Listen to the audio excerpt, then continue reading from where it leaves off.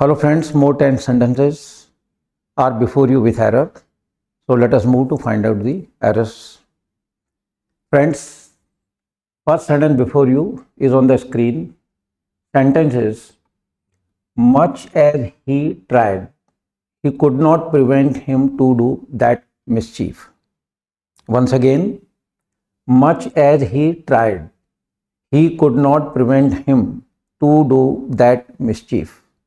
हिंदी है much as he tried, कोई व्यक्ति है जितनी उसने कोशिश करी, he could not prevent him to do that mischief. यहाँ मिस्चीफ की बात आती है तो अपन इसको बच्चे को मान लेते हैं कि कोई बच्चा है लेकिन थोड़ा समझदार है, मैच्योर है, उसको इस समझ में आ रही है कि मुझे शैतानी नहीं करनी चाहिए। मिस्चीफ मीन शैतानी, ठीक है। तो उसने डिसाइड किया कि मैं शैतानी कम करूँगा। ये बात जो मैं बोल रहा हूँ इस सेंटेंस के एक मतलब जो क्लाइमेक्स को देख के बोल रहा हूँ कि वो बच्चा जो डिसाइड करता है कि मुझे मिस्चीफ ज़्यादा नहीं करनी, शैतानी ज़्यादा नहीं करनी है, तो वो कहता है मच एज ही ट्राइड। तो मैं उस बच्चे के बारे में ये कह रहा हूँ कि मच एज ही ट्राइड, जितनी उसने ज़्यादा कोशिश करी, he could not prevent him, जितनी उसने ज़्यादा कोशिश करी शैतानी न करने की, ठीक है, he could not prevent him to do that, तो वो शैतानी को कम नहीं कर पाया। कोशिश तो करी, लेकिन क्या होता है कि जिसका नेचर होता है तो वो तो शैतानी करेगा बच्चा, ठीक है ना। इट इज़ ऑल नेचुरल, ये सब नेचुरल है। तो उस बच्चे ने जितनी कोशिश करी, he could not prevent him, prevent का मतलब होता है किसी काम को करने से रोकना। He could not prevent him to do that mischief, वो शैतानी को नहीं रोक पाया, यानी वो शैतानी उसके नेचर में थी, करता ही चला गया। फ्रेंड्स, इस सेंटेंस में वर्ड आ रहा है प्रिवेंट। प्रिवेंट का मतलब होता है किसी काम को करने से रोकना। प्रिवेंट हिम, प्रिवेंट शब्द के बाद कभी भी, प्रिवेंट शब्द के बाद कभी भी टू प्रीपोजिशन नहीं आता है, तो आपको टू को डिलीट करना है। इसके बाद प्रीपोजिशन फ्रॉम फिक्स है। तो जब कभी भी आप प्रिवेंट शब्द को यूज़ करते हैं इंग्लिश लैंग्वेज में, तो प्रिवेंट के बाद आपको प्रीपोजिशन फिक्स रखना है, दैट इज फ्रॉम। अब हिंदी क्या बनती है, जितनी उस बच्चे ने कोशिश करी, है ना, शैतानी ना करने की, ही could not prevent him from doing that mistake. इस फ्रॉम की वजह से, टू की वजह फ्रॉम आएगा, तो ये डू जो है ये डू का डूइंग हो जाएगा, राइट।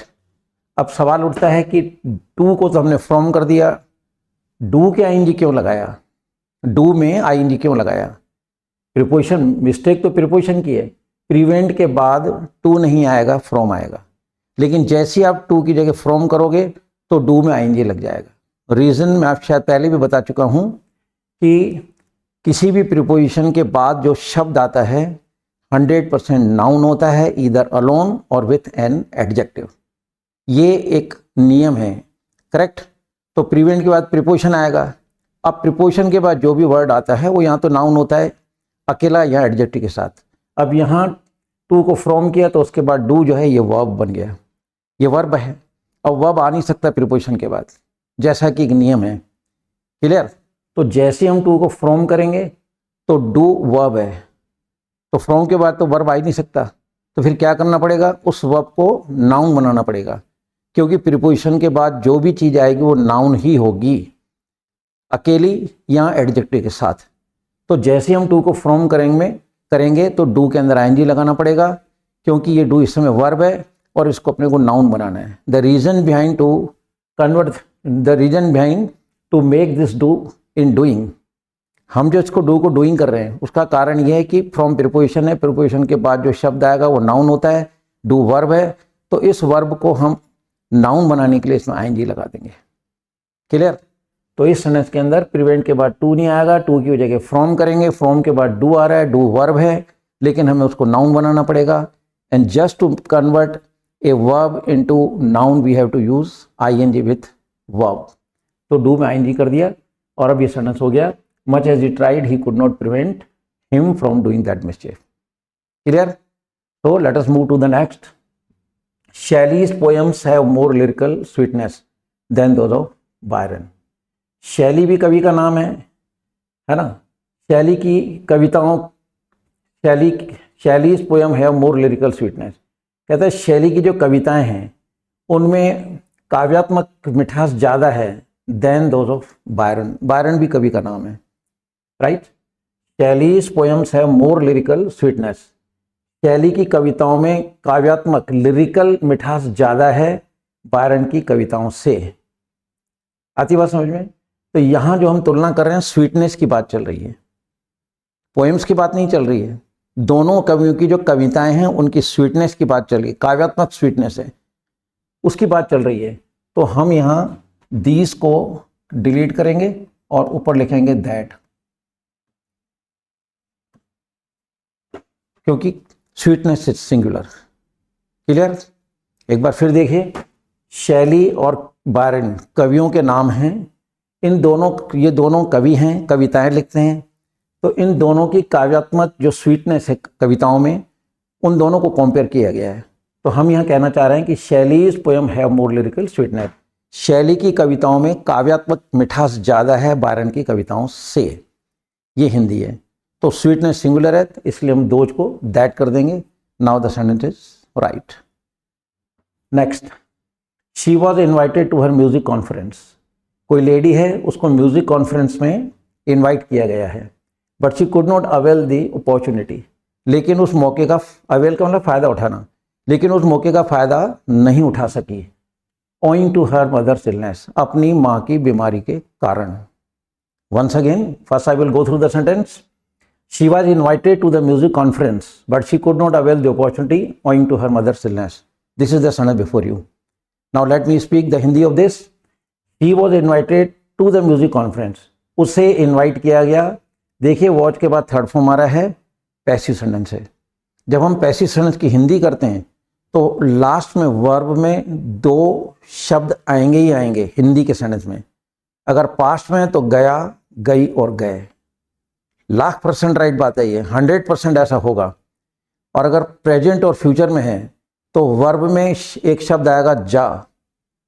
अगर अभी हम क्या कह रहे हैं, देखिए इधर, शी वॉज इन्वाइटेड, उसे आमंत्रित किया गया। गया की आवाज आ गई ना, क्योंकि पास्ट में। अगर मैं उसको प्रेजेंट में लेके जाता हूँ, शी इज इन्वाइटेड, तो उसे आमंत्रित किया जाता है। जा शब्द जरूर आएगा हिंदी के सेंटेंस में। हिंदी का पैसिव वाक्य है तो उस वाक्य में वर्ब में प्रेजेंट और फ्यूचर में जा शब्द आएगा ही आएगा, और पास्ट में गया, गई, गए आएगा ही आएगा।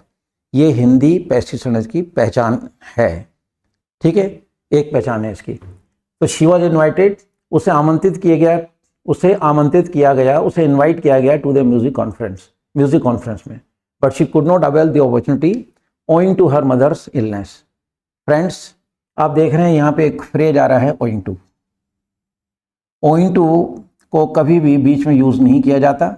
अगर आ जाता है तो आप इसे हटाइए और यहाँ पे आप लगेंगे ड्यू टू। यहाँ पे आप लिखेंगे ड्यू टू, करेक्ट। देखिए, के कारण हिंदी में होता है के कारण, कारण नहीं। हम बात कर रहे हैं के कारण। कारण और के कारण में फर्क है। कारण को तो हम बोलते हैं रीजन, कॉज। हम बात कर रहे हैं के कारण की। के कारण के लिए 3 फ्रेज होते हैं, ठीक है। एक है ओइंग टू, एक है ड्यू टू, एक है बिकॉज ऑफ।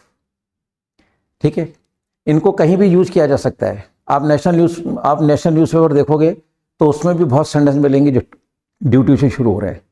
लेकिन एयरस्पोर्टिंग कहती है कि नहीं, ओइंग टू कभी बीच में नहीं आएगा। अगर आ जाता है तो उसको हटा के ड्यू टू करें। और अगर ड्यू टू शुरू में आता है, in the beginning of a sentence if you get due to, तो after remove it and write owing to. कुल मिला के कहना चाह रहा हूँ, ओइंग टू और ड्यू टू दोनों फ्रेज हैं, दोनों की हिंदी है के कारण। ओइंग टू शुरू में लगता है सेंटेंस के, और ड्यू टू 2 सेंटेंस के बीच में लगता है। तो कभी भी अगर सेंटेंस के शुरू में ड्यू टू आ रहा है तो आप उसे हटा के ओइंग टू करो। पीछे अपना एक ऐसा सेंटेंस आया था, प्रीवियस जितने भी मैंने आपको ये एयरस्पोर्टिंग के वीडियोस भेजे हैं। और अगर बीच में कहीं ओइंग टू आता है तो delete it and write due to. Now the sentence is correct. So once again, I will go through this sentence saying this: she was invited to the music conference, but she couldn't avail of the opportunity due to her mother's illness. Clear? उसे music conference में आमंत्रित किया गया, लेकिन वो मौके का फायदा नहीं उठा सकी माँ की बीमारी के कारण। ओइंग टू बीच में आ रहा है, हमने इसको डिलीट कर दिया, हमने इसके ड्यू टू लिख दिया। Now the sentence is right. Okay, चलिए move to the next. He often laughs spontaneously. Spontaneously का मतलब है सहज भाव से, वह अक्सर हंसता है सहज भाव से। एंड इज गुड ह्यूमर, उसका जो मिजाज है, स्वभाव है, breaks out as charmingly as it was a part of the moon sunshine, कि जब वो हंसता है तो ऐसा लगता है कि उसके मतलब चेहरे पे मतलब चंद्रमा की रोशनी आएगी, चंद्रमा की मतलब जो रोशनी की तरह उसका चेहरा चमकने लग जाता है। तो ही ऑफन लाफ्स स्पॉन्टेनियसली, वो बहुत सहज भाव से हंसता है, और जब वो हंसता है तो उसका जो अच्छा मिजाज है, अच्छा स्वभाव है, ब्रेक्स आउट, वो सामने आता है एज चार्मिंगली, इतने मतलब अच्छी तरह से, as it was a part of the moon sunshine above, ऐसा लग रहा है जैसे सूर्य मतलब चंद्रमा की रोशनी उसके चेहरे पे गिर रही है, यानी कि चंद्रमा जैसी रोशनी उसके चेहरे पे आ जाती है। फ्रेंड, इंग्लिश के अंदर एक यूज है, आप देख रहे हैं एज इफ। एज इफ के बाद अगर कल्पना आती है तो हेल्पिंग और फिक्स है वर, हेल्पिंग और फिक्स है वर। इसको आप यूं समझेंगे, सुनो, जैसे कोई लड़की है, वो ऐसे दौड़ रही थी जैसे कि पीटी उषा हो। ध्यान दीजिए आप, कोई लड़की है वह ऐसे दौड़ रही थी जैसे कि पीटी उषा हो, यहां जैसे कि आ रहा है, वो लड़की पीटी उषा नहीं है, लेकिन उसके दौड़ने का जो स्टाइल है, उसका जो अंदाज है, जब लोगों ने उसको देखा तो पीटी उषा की कल्पना मस्तिष्क के पर्दे पर उभर आई, उसकी फोटो उभर आई। तो हम क्या कह रहे हैं, वो दौड़ ऐसे रही थी जैसे कि पीटी उषा हो, है ना। जैसे कोई नर्स है ना, कि वो नर्स एक्टिंग ऐसे कर रही थी जैसे कि बहुत बड़ी सर्जन हो, सर्जन है नहीं, पर उसका जो एक्शन था उससे हमको ऐसा लग रहा था कि अपने को बहुत बड़ी सर्जन समझ रही है। आ रही बात समझ में, है कि नहीं, कि वह ऐसे दौड़ रहा था जैसे फ्लाइंग सिख मिल्खा सिंह हो, है कि नहीं। तो इस तरह के जब मान लो कि सीता ऐसे गा रही थी जैसे कि लता मंगेशकर हो, तो कोई एक सेंटेंस आता है, उस सेंटेंस को सुनने के बाद कोई व्यक्ति काम कर रहा है या कर रहा था, जैसे भी जिस भी टेंस में हो, उसको सुनने के बाद हमें अगर मस्तिष्क के पर्दे पे किसी का चित्र उभरता है, यानी कल्पना आ जाती है, उसकी तुलना अपन लता मंगेशकर से कर रहे हैं, या एक लड़की है उसकी तुलना अपन पीटी उषा से कर रहे हैं, या एक लड़का ट्रैक पर दौड़ रहा है उसकी उसकी अपन कंपैरिजन जो है वो फ्लाइंग सिख मिल्खा सिंह की तरह कर रहे हैं। ऐसे समय की जब इंग्लिश बनाते हैं तो इसमें एक वर्ड आता है जैसे कि, उस जैसे कि के लिए आप एज इफ लगाओगे, और फिर जो नेक्स्ट सेंटेंस आएगा उसमें हेल्पिंग और फिक्स है वर। तो इस सेंटेंस में उसी नियम को लेते हुए हम चलते हैं। तो एज इफ के बाद यहाँ वॉज आ रहा है, हम वॉज को डिलीट करेंगे, वर हो जाएगा। अब ये सेंटेंस राइट है। फिर सुन लीजिए, जब कभी आप हिंदी बोलें, एक ही सेंटेंस ध्यान में रखो, वह चल ऐसे रहा था जैसे कि लंगड़ा हो, तो वो चल रहा था, ये तो पास्ट कंटिन्यूस है, ही वॉज वॉकिंग, जैसे ही कि वो लंगड़ा हो। अब यहाँ एज इफ लगेगा, फिर ही आएगा, फिर इसमें वर आएगा। यहाँ पे सब्जेक्ट चाहे सिंगुलर हो चाहे प्लूरल हो, लेकिन ये एक्सेप्शन है इंग्लिश का, इसको आपको ध्यान रखना है कि जैसे कि के बाद कल्पना आ जाए, कल्पना शब्द नहीं आएगा सेंटेंस के में, कल्पना शब्द नहीं आएगा, आपके माइंड में कल्पना का आभास होगा। वह ऐसे चल रहा था जैसे कि लंगड़ा हो, जैसे कि बाद कल्पना शब्द यूज नहीं कर रहा हूँ, पर आपके मस्तिष्क में क्या आ रहा है कि वो व्यक्ति लंगड़ा है, जबकि वो एक्टिंग कर रहा था। इन रियल मतलब he was not a lame man, he was not lame, पर वो एक्टिंग ऐसी कर रहा था जैसे कि लंगड़ा हो। तो जब भी जैसे कि के बाद कल्पना शब्द ना करके और माइंड में किसी चीज़ की कल्पना उभरती है, तो ऐसे समय की इंग्लिश बनाने के लिए जहाँ जैसे कि आएगा वहाँ एज इफ लगाना, फिर सब्जेक्ट आएगा, फिर इसमें वर्ब फिक्स है, whether the subject is singular और plural no matter at all, but helping of verb is fixed.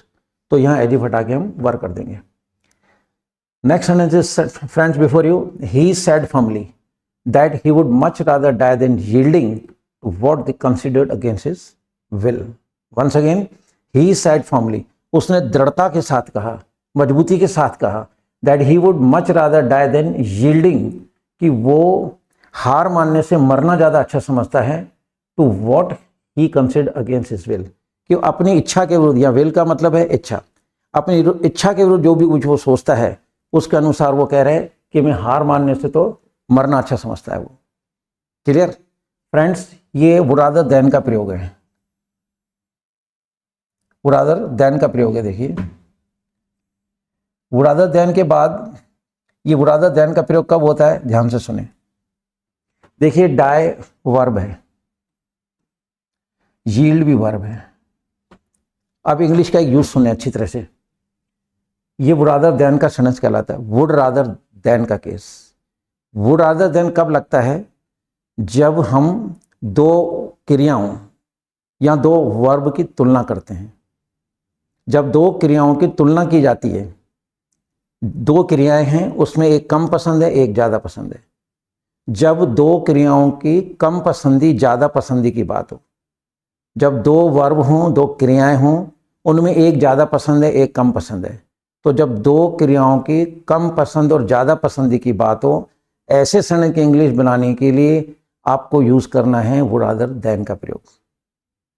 Right, कब, जब दो क्रियाओं में कम पसंदी ज़्यादा पसंद की बात हो। जैसे कि वह भीख मांगने से मरना अच्छा समझता है, मैं रोने से हंसना अच्छा समझता हूँ, मैं बैठने से खड़े रहना अच्छा समझता हूँ।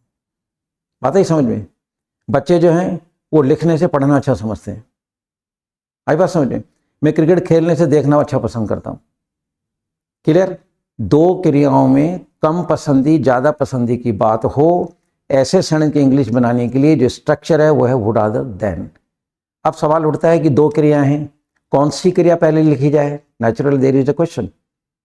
मैं भीख मांगने से मरना अच्छा समझता हूँ, तो क्वेश्चन इज कि ठीक है वुड रादर देन का प्रयोग करेंगे, लेकिन दो क्रियाएं किसको पहले रखें। जवाब है जो ज़्यादा पसंद हो। क्लियर। देखिए मैं रोने से हंसना अच्छा समझता हूँ, तो आपको पहले हंसना लिखना है, फिर देन लिखना है, फिर रोना लिखना है, और वो जो दो क्रियाएं आएंगी फर्स्ट फॉर्म आएंगी। तो यहाँ देख रहे हैं आप, यहाँ फर्स्ट फॉर्म तो है लेकिन यहाँ यील्डिंग आ रहा है, तो इस यील्डिंग में से हमको आईएनजी डिलीट करना पड़ेगा, क्योंकि ये नियम है कि जब दो क्रियाओं में कम पसंदी ज़्यादा पसंदी की बात होती है तो हमें वुड रादर देन का प्रयोग करना है। वुड रादर देन का जब प्रयोग करोगे तो वो क्रिया पहले लिखी जाएगी जो ज़्यादा पसंद है, फिर देन आएगा, फिर जो कम पसंद है क्रिया वो आएगी, लेकिन दोनों क्रियाएं फर्स्ट फॉर्म होगी। वुड रादर देन वाले केस में कभी सेकंड फॉर्म नहीं आएगी, थर्ड फॉर्म नहीं आएगी, आईएनजी नहीं आएगा, यहाँ तक कि फर्स्ट फॉर्म में एस और ईएस भी नहीं आएगा। जैसे हम हिंदी में कहते हैं कोरी दो फर्स्ट फॉर्म आएगी, और कौन सी पहले आएगी, जो ज़्यादा पसंद है। मैं रोने से हंसना अच्छा समझता हूँ, तो अपन यह बोलेंगे I would rather laugh than weep, क्योंकि हंसना ज़्यादा समझते हो, अच्छा समझते हो, तो हंसना पहले आएगा रोना बाद में आएगा, पर होंगी दोनों फर्स्ट फॉर्म। तो यहाँ जो सेंटेंस है इसकी हिंदी है ही सेड फर्मली, उसने मजबूती के साथ कहा that he would rather die than yielding, तो यील्डिंग का आईएनजी हटा देंगे, क्योंकि वुड रादर वाले केस में देन के दोनों तरफ फर्स्ट फॉर्म आती है। Now the sentence is right. I think everything is clear. चलिए बहुत अच्छी बात है।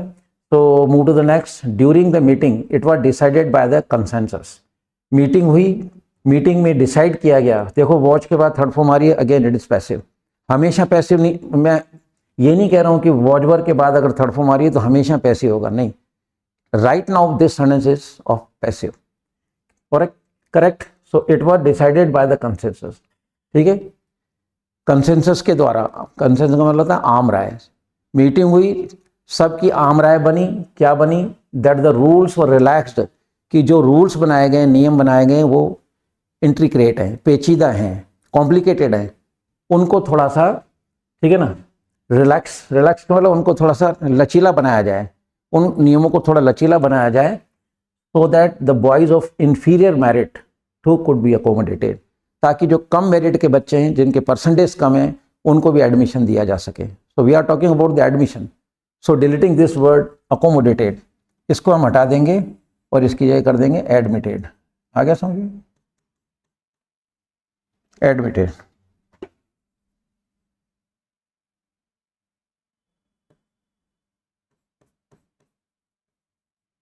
एडमिटेड हम लगा देंगे। क्लियर। तो यहाँ पे जब इसकी हिंदी करते हैं तो उस सेंस में अकोमोडेट तो मतलब जगह के लिए लगाया जाता है, अकोमोडेशन, लेकिन हमें एडमिशन की बात कर रहे हैं। So we have to delete this word accommodated, and in place of that we have to write admitted as per the sense of the sentence. Now the sentence is right. Move to the next. The drawing room in which we were sitting. बातें चल रही हैं, चलते चलते कहा the drawing room in which we were sitting. Drawing room जिसमें हम बैठे थे, was quite different than the picture gallery in decoration and upkeep. Upkeep का मतलब होता है रख रखाव, डेकोरेशन मतलब सजावट, गैलरी की सजावट की बात चल रही है. Once again, first I will go through the sentence. The drawing room in which we were sitting was quite different from the picture gallery in decoration and upkeep.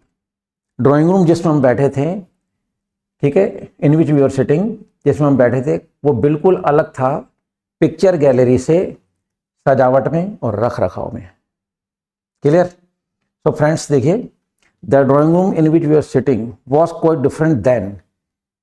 आपको मालूम होना चाहिए कि डिफरेंट के बाद प्रीपोजिशन फ्रॉम आता है. So deleting then we will write from. Now the sentence is right. Clear?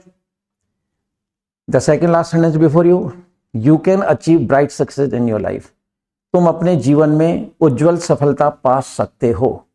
Only when, केवल कब, केवल तभी जब you work with heart and soul, जब आप तन मन धन से काम करेंगे. Once again I will go through this sentence. You can achieve bright success in your life only when you work with heart and soul. Hindi है, तुम सफलता पा सकते हो, तुम उज्जवल सफलता पा सकते हो अपने जीवन के अंदर केवल तभी when you work with heart and soul, जब तुम तन मन धन से काम करोगे. फ्रेंड्स, एक फ्रेज है हार्ट एंड सोल मतलब तन मन धन. इस फ्रेज के पहले कभी भी विथ प्रीपोजिशन नहीं आता है, कोई भी प्रीपोजिशन नहीं आएगा. पर मोस्टली एरोस्पोटिंग के अंदर हार्ट एंड सोल से पहले विथ ही शब्द दिया जाता है. So whenever you get preposition with before this phrase heart and soul, delete with, sentence will be right. Clear? So just after delete, only delete with. So after deleting this word with, the sentence is right. Clear? The very last sentence before you, I did not return to him the letter yet. Yet मतलब अभी तक, मैंने उसे अभी तक खत नहीं लिखा है. मैंने उसे अब तक खत नहीं लिखा है. देखिए, कभी भी सेंटेंस के एंड में यट, ठीक है, यहां सोफा आ जाए, सेंटेंस के एंड में अगर यट या सोफा आ जाता है, उस सेंटेंस के अंदर हेल्पिंग और फिक्स है, have oblique has plus third form. Have या हैज आएगा, साथ में थर्ड फॉर्म आएगी, फिक्स है. तो देखिए थर्ड फॉर्म तो आ रही है लेकिन डिड नॉट आ रहा है, तो इस डिड को हम हटा के क्या कर देंगे, have. Now the sentence is I have not written to him the letter yet. मैंने उसको अब तक चिट्ठी नहीं लिखी है. The sentence belongs to present perfect. As you know well that present perfect के हेल्पिंग दो होते हैं, have और has, और थर्ड फॉर्म लगती है. I आ रहा है, I के साथ अपन को have लगाना है. So deleting did and inserting word have in place of did. Now the sentence is correct. Reason मैंने बता दिया कि have क्यों आ रहा है, क्योंकि जिस सेंटेंस के एंड में यट या so far आता है वो सेंटेंस प्रेजेंट परफेक्ट टेंस का होता है. और प्रेजेंट परफेक्ट टेंस के हेल्पिंग हैव और हैज होते हैं. थर्ड फॉर्म लगती है, थर्ड फॉर्म ऑलरेडी अवेलेबल है, केवल डिड हटा के हैव किया. Now the sentence is right. So this was the today's 10 sentences with errors and you learned how to find out the errors. Friends, मैं आपको फिर कहूँगा कि practice never makes a man perfect, perfect practice makes a man perfect. तो आप इन videos को दो चार दफ़े बार बार देखें. 2-4 दफ़े देखोगे तो whenever you start speaking और drafting somewhat in English, so you will never make these type of mistakes. So it will definitely enable you to write and speak right English, correct English. With these words, goodbye to all of you. See you tomorrow. Thank you.